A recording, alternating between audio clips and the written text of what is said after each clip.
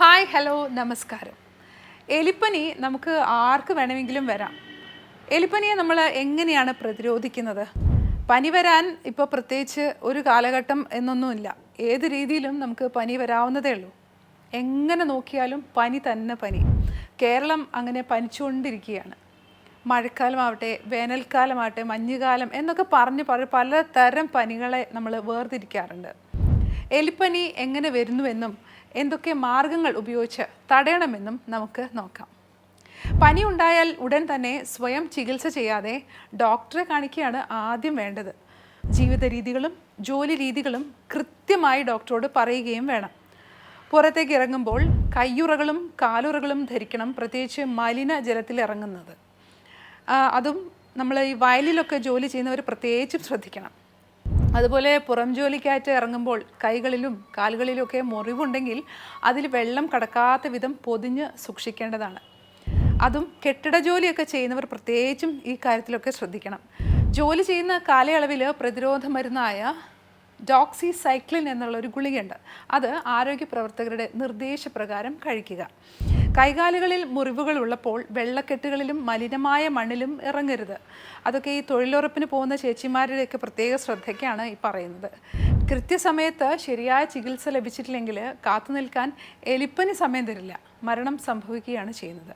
വെള്ളപ്പൊക്ക ബാധിത പ്രദേശത്തുള്ളവർ, അതുപോലെ ദുരിതാശ്വാസ പ്രവർത്തനത്തിലുള്ളവർ ഒക്കെ ശ്രദ്ധിക്കുക.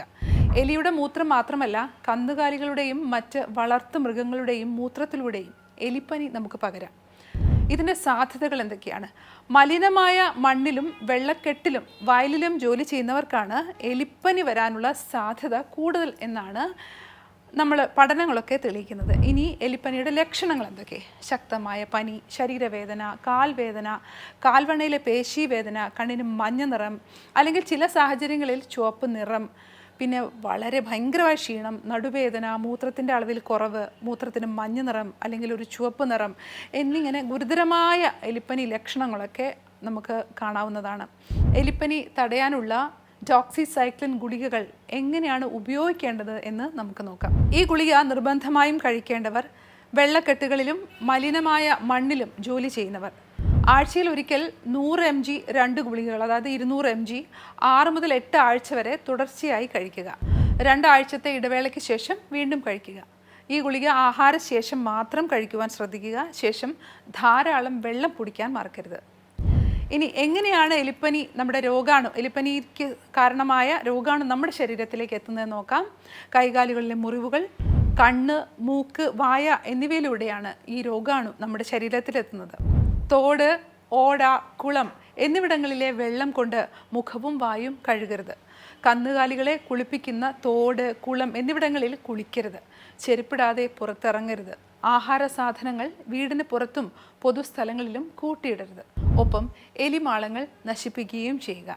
അപ്പം ഇത്രയും കാര്യങ്ങളാണ് എലിപ്പനി വരാതിരിക്കാനുള്ള പ്രതിരോധ മാർഗങ്ങൾ. നിങ്ങളെല്ലാവരും ശ്രദ്ധിക്കണം. വീണ്ടും മറ്റൊരു ടിപ്പുമായി ഹെൽത്ത് ആൻഡ് ഗ്ലോയുടെ മറ്റൊരു എപ്പിസോഡിൽ കാണാം. അതുവരെ നന്ദി, നമസ്കാരം.